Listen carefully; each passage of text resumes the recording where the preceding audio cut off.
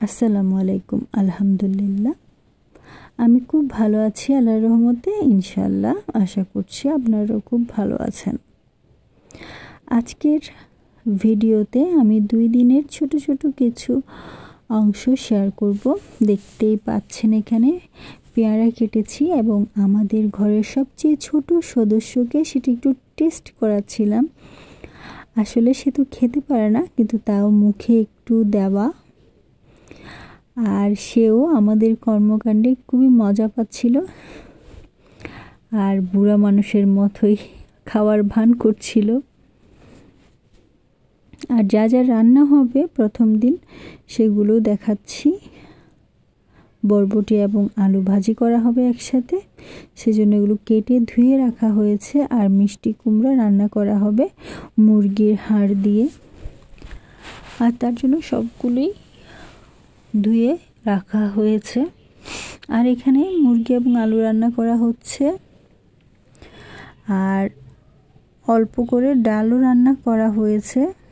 ডালের কালারটা অনেক বেশি ভালো লাগছে দেখতে। আর অল্প একটু টমেটো ভর্তা করা হয়েছে। আর আমি ভর্তা এবং মুরগির মাংস আলু দিয়েই নিয়েছি খাওয়ার জন্য। আর এগুলো খাওয়া শেষ হতে না হতেই আম্মু বাড়িতে গিয়েছিল, সেখান থেকে চলে এসেছে। আর আসার সময় নিয়ে এসেছে আমার ছোট খালামনির দেওয়া এই চিতই পিঠাগুলো। অনেক ভালো হয়েছে এগুলো খেতে। আর এটা এর পরের দিনের ভিডিও। আম্মু বাড়ি থেকে শাক এনেছিল, সেগুলো পরিষ্কার করে নিচ্ছিলাম আমি আর আম্মু মিলে। আর এই ফাঁকে আম্মু বাড়ি থেকে যে দুধগুলো নিয়ে এসেছিল সেগুলো একটু ভালো করে ফ্রিজ আপ করলাম। আর এখান থেকে একটা বোতল বের করছি এখন সন্ধ্যায় সবার জন্য গরম করব সেজন্য। আর যেহেতু শীতকাল সেজন্য আগে থেকেই বের করে রাখতে হয়। আর এখানে ভালো করে শাকগুলো পরিষ্কার করে নিয়েছি এবং এগুলো এখন রান্না করব। শাকে যত বেশি রসুন দেওয়া হয় আমার মনে হয় তত বেশি ভালো লাগে খেতে। আমি তো অনেক সময়ে এখানে রসুন গোটাই দিয়ে ফেলি, আস্ত রসুন দিলেও আমার অনেক বেশি ভালো লাগে। শাকে তো আসলে বেশি উপকরণ দিতে হয় না, এই রসুন এবং অল্প একটু লবণ এগুলোই হচ্ছে শাকের মেন উপকরণ। আর তো কিছুই দেওয়া লাগে না।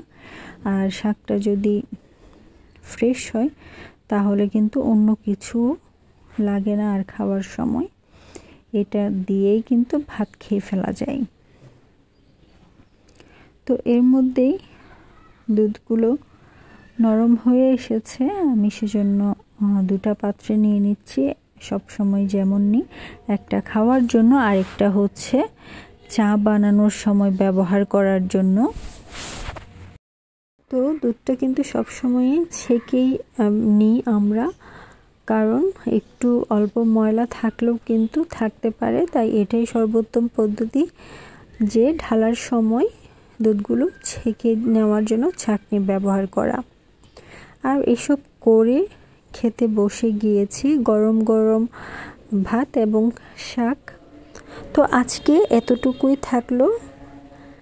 দোয়া করবেন আমার জন্য। আল্লাহ হাফেজ।